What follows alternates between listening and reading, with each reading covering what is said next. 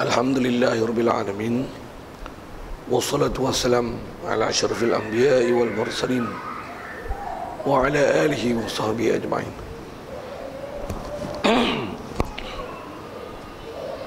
Subhanaka la ilma lana illa ma 'allamtana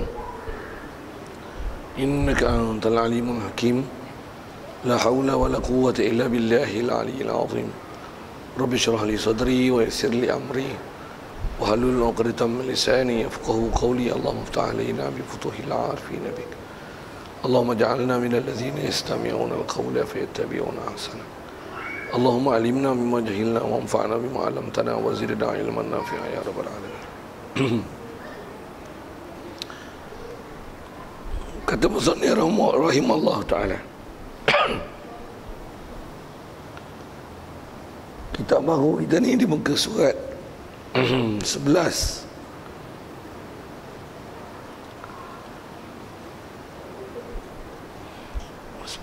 Ya.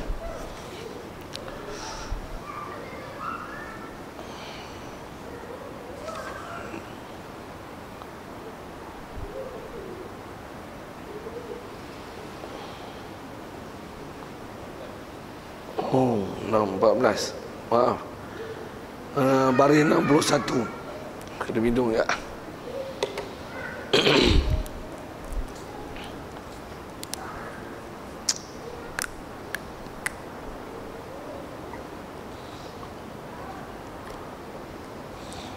Bismillah.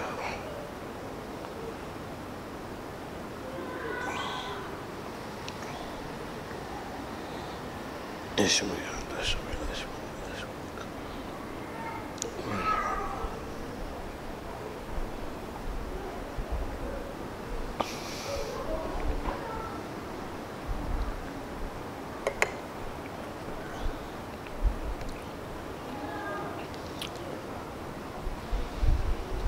Baris 61 ke surat 14.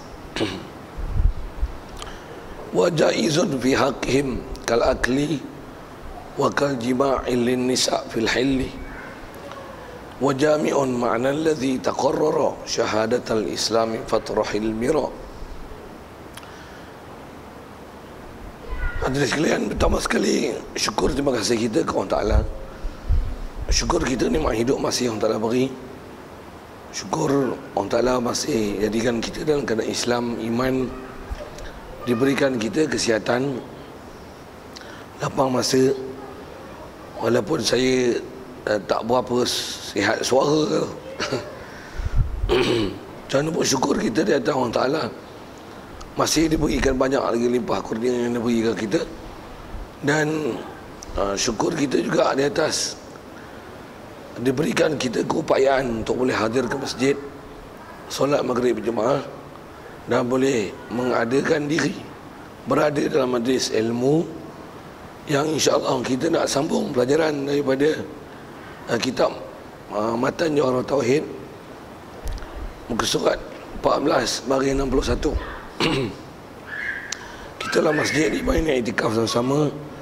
Saja aku niat iktikaf dalam masjid ni kerana Allah Ta'ala. Kata musannif wa jaizun, lagi tu kosong. Wa jami'un. Wa jami'un ma'na alladhi taqarrara syahadatal islami fatrahil mira. Asal terjemah, dan yang menghimpunkan makna yang telah tersebut itu dua kalimah syahadah Islam, maka lempar oleh kamu akan perbantahan, itulah perdebatan. Baik hadirin sekalian, kita nak sambung ni adalah satu rumusan yang menghimpunkan semua pelajaran yang telah kita belajar dulu berkenaan dalam bab ketuhanan dan dalam bab kerasulan. Kita dah belajar semua dulu dalam bab ketuhanan. Kalau nisbah angka yang kita dah belajar 20 yang wajib, ada di sebalik yang lawan 20 wajib, 20 mustahil, satu harus. Begitu juga bab rasul, ada 4 wajib, 4 mustahil dan 1 harus. Yang ni ialah dia nak buat satu rumusan dengan kata dia, dan yang menghimpunkan makna yang telah tersebut itu ialah dua kalimah syahadah Islam. Okey. Fakta pertama dia nak sebut ialah semua bab ketuhanan yang telah kita belajar dan bab kerasulan, dia terhimpun di dalam kalimah syahadah. Kalimah syahadah sedia maklum pada kita, dia ialah la ilaha illallah Muhammadur Rasulullah. Okay. Yang kita pun sedia maklum, kalau orang kafir dengan dia mengucap kalimah syahadah ini dengan syarat dan rukun yang tertentu, dia akan bertukar daripada kafir jadi Islam. Rasa itu adalah pengetahuan yang sangat asas, yang boleh katakan setiap orang Islam tahu. Bahkan orang yang kalau kafir baru masuk Islam, ini adalah pengetahuan yang paling common pada dia, paling asas. Bahasa Inggeris kan basic knowledge tentang Islam, yang semestinya untuk dia jadi Islam apabila dia mengucap kalimah syahadah, asyhadu an la ilaha illallah wa asyhadu anna Muhammadar Rasulullah, mesti dia mengiktiraf tiada Tuhan yang sebenarnya, yang memang sebenar-benar Tuhan, yang memang dia Tuhan, bukan saja disangka sebagai Tuhan, tapi sebenarnya dia memang Tuhan. Tiada yang macam itu melainkan hanya Allah. Itu adalah makna yang mesti diiktiraf dalam pengucapan kalimah syahadah. Satu. Seterusnya, untuk jadi Islam, masa dia mengucap kalimah syahadah, dia mesti fahamkan, walaupun dia tak tahu terjemah, dia mesti sedar dia menyebut kalimah itu supaya sah Islam dia. Mestilah dia faham dia menyebut kalimah itu adalah mengikrarkan bahawasanya Nabi Muhammad, yang Muhammad bangsa Arab, yang Muhammad bin Abdullah, yang bahasa Arab Quraisy, lahir di Mekah, kemudian hijrah ke Madinah, diwafatkan di Madinah. Nabi Muhammad tu, dia ni benar-benar utusan Allah Ta'ala, dan apa saja yang dibawa adalah benar, dan dia mengimani apa saja yang dibawanya, sekalipun katalah dia tak boleh taat, tapi dia mengakui, dia mengiktiraf, dia akan menerima sepenuh hati, meyakini bahawasanya semua ajaran Muhammad itu adalah benar belaka, sama ada perkara yang berhubung dalam bab dunia ataupun perkara yang akan datang. Barulah orang kafir boleh masuk Islam. Satu kalimah syahadah itu, sekarang kita menggunakan istilah dua kalimah syahadah Islam. Maksudnya dua kalimah syahadah yang menyebabkan seseorang kafir jadi Islam, ataupun dua kalimah syahadah yang kalau orang murtad dia akan jadi Islam. Dua kalimah syahadah Islam juga dengan makna dua kalimah syahadah yang orang Islam mesti menjaga maksud ini supaya dia stay dalam keadaan Islam. Okey. Itu ialah makna yang sedia faham. Bila menyebut kalimah syahadah ni, makna yang mesti dipaham supaya orang kafir boleh jadi Islam.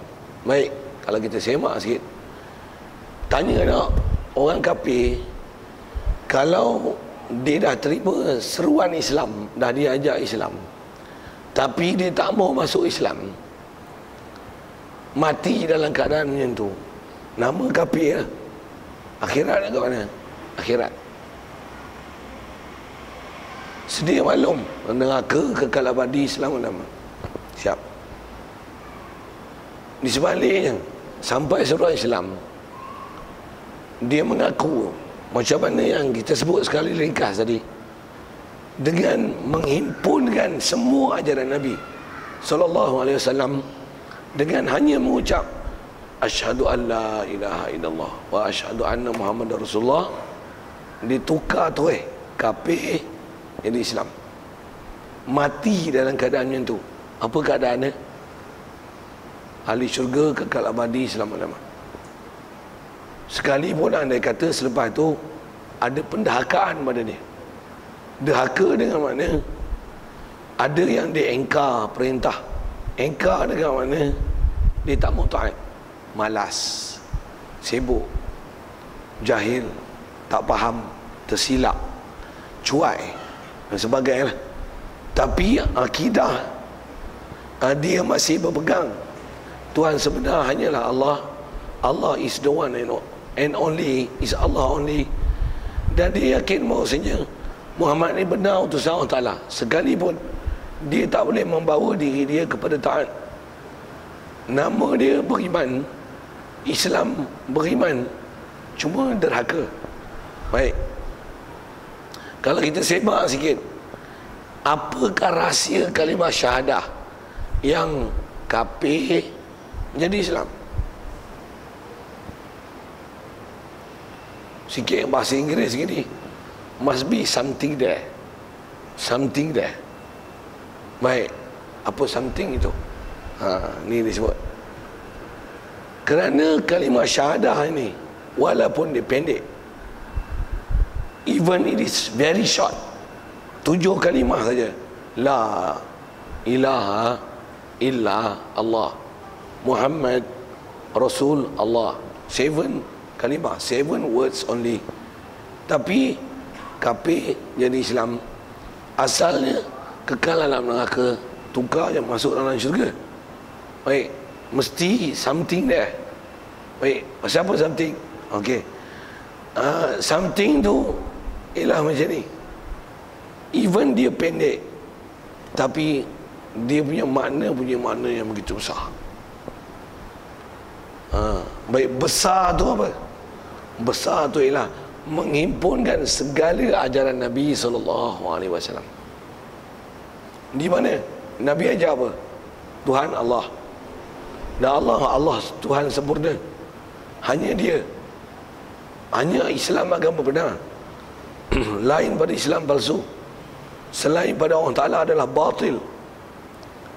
Dia adalah utusan Allah. Sebelum ni ada rasul-rasul sebelum dia mengkabarkan tentang ketuhanan, tentang kehidupan dunia yang sementara, akhirat, kekal abadi, akan mati, ada zaman peralihan, ada kiamat, ada balas baik, balas buruk, ada syurga, ada neraka, dan ada alam yang begitu panjang. Dalam perjalanan ke sana, dunia adalah tempat kita buat baik, taat pada Allah Ta'ala, patuh dia, ikut dia. Paling besar mengiktiraf macam mana yang Rasulullah bawa ni. Apa jadi? Masuk syurga. Okey, makna panjang ni tu, kalau nak tengok 30 juzuk Quran, hadis, semua hadis yang pernah Rasulullah sebut, tapi semua tu compact dia just tu kalimah, la ilaha illallah Muhammad Rasulullah. Surely mesti ada makna terkandung dalam tu. Baik, terkandung tu apa? Dua makna, ketuhanan dan kerasulan. Dan surely kerasulan itu besarnya di situ, pasal dengan Rasulullah kita kenal Allah Ta'ala. Dengan Rasulullah kita kenal Allah Ta'ala. Tanpa Rasul tak kenal Allah Ta'ala. Tanpa Rasul manusia masih boleh kenal Tuhan sebenar. Akal boleh berfikir Tuhan mesti hebat, perfect. Tapi siapa nama? Apa ajaran?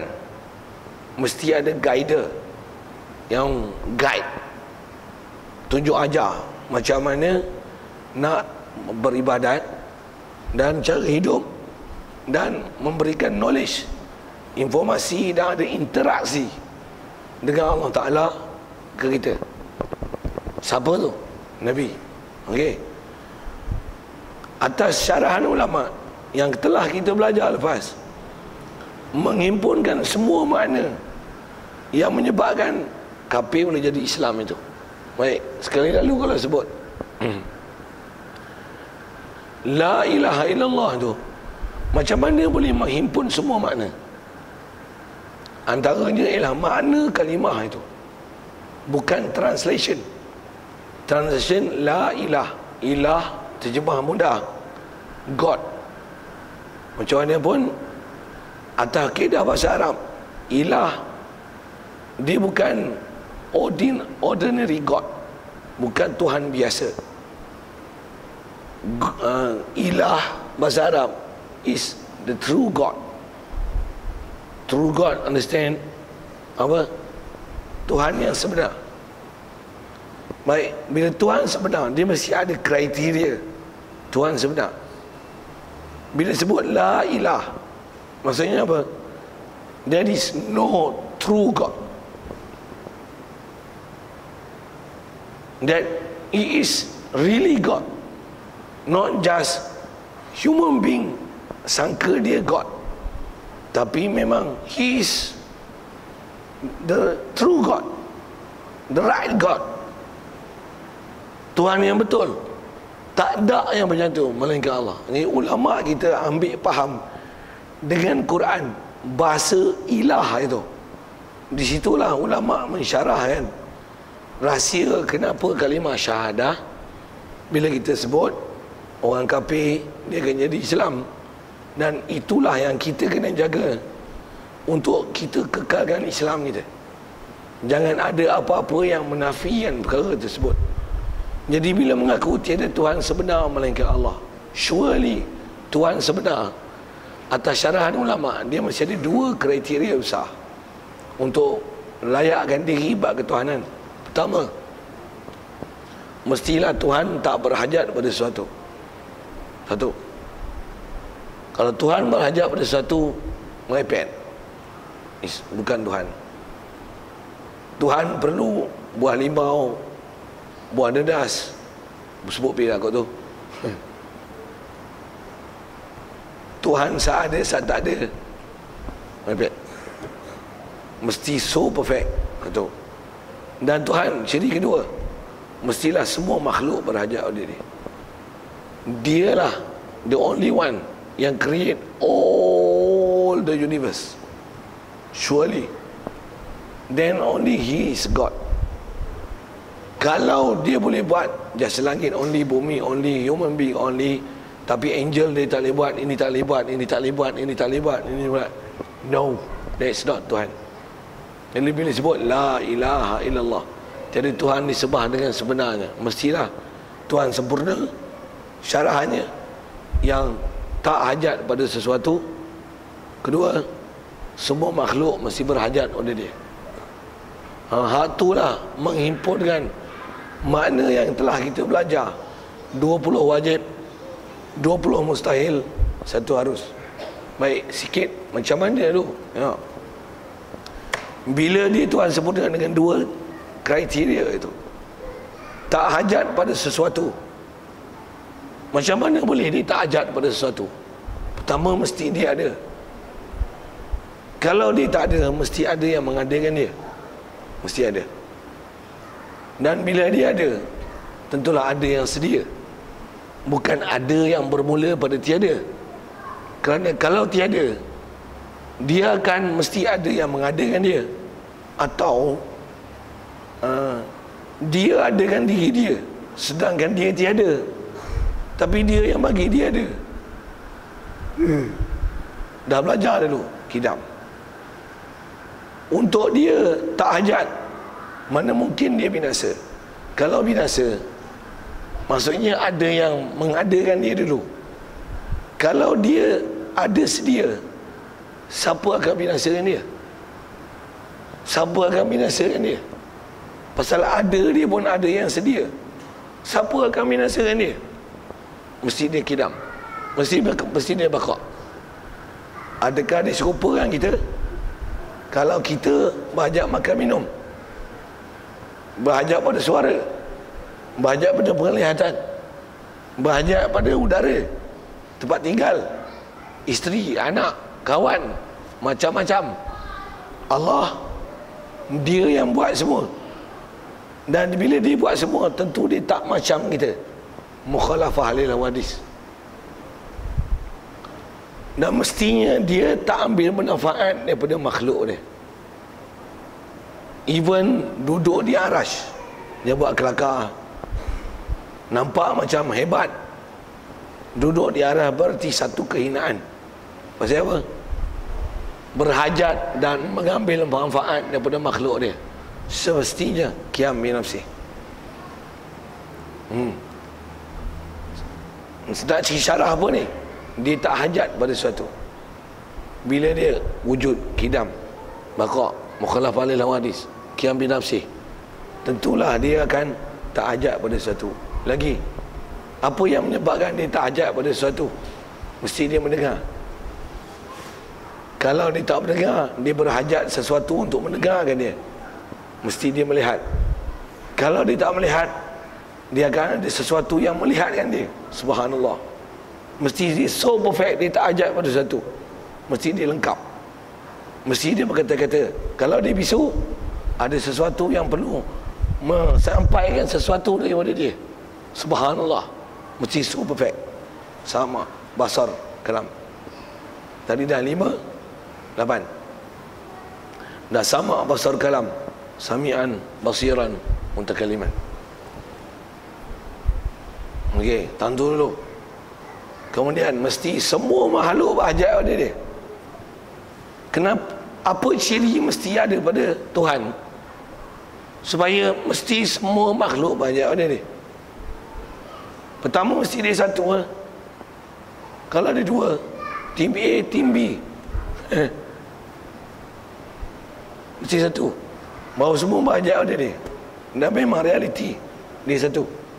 Ada benda kita dah belajar. Wadahnya. Apa lagi yang menyebabkan kita hajat pada dia? Dia kuasa, dia lemah. Apa kita hajat kat dia kalau dia lemah? Mesti dia ada kehendak, dia yang menentu kita. Bukan kita buat penentuan kat dia. Bukan kita minta, dia bagi atas kita minta. No. Bahkan kita hidup di atas apa pemberian dia bagi kita hidup. Mesti ada iradat. Ada ilmu tak? Siapa nak hajat pada orang jahil? Orang jahil pun kita tak hajat. Makhluk mana berhajat pada Tuhan jahil? Mesti Tuhan ada ilmu. Tuhan hidup ke mati? Tokong, siapa yang akan memuliakan tokong? Tokong pun kena buat. Tak sepatutnya dimuliakan. Salah besar kalau memang menganggap hakikat patung itu adalah ketuhanan. Salah besar. Mestilah hidup, patung mati, mesti Tuhan hidup. Siap. Syarah mudah-mudah kan?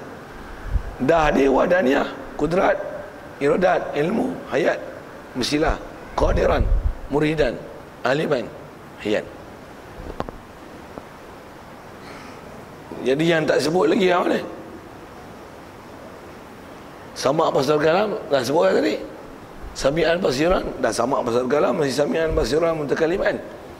Kalau atas hitungan kaya pada setiap satu dah ada 11 wujud kidam. Tak hajat pada satu mesti ada 11. Baqa, mukhalafah lil hawadis, qiyam bi nafsi.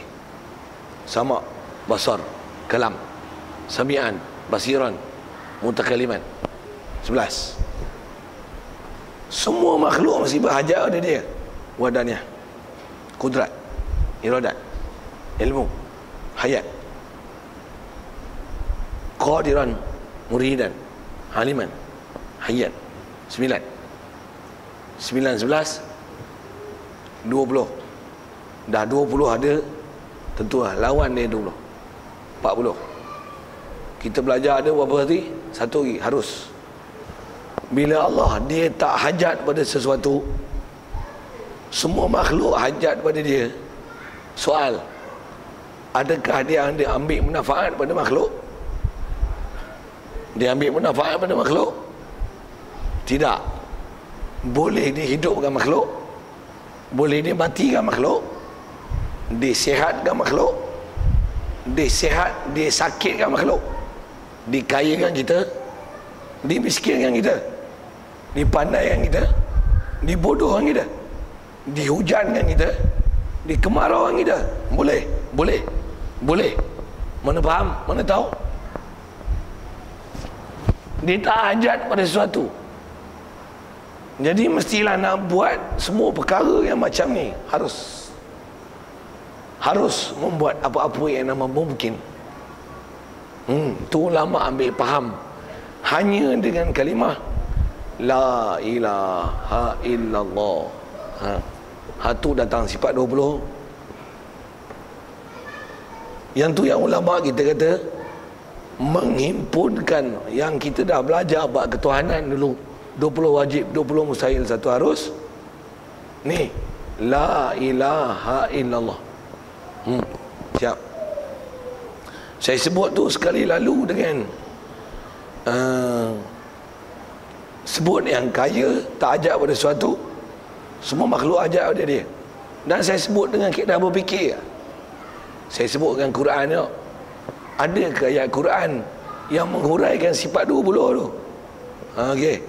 Kita ambil yang wujud dulu, ikut tertib yang 11 dulu tadi. Tak ajak pada sesuatu. Ada ke? Ada, kita menunjukkan ada dia. Siap. Ada Quran menunjukkan ada Allah Ta'ala.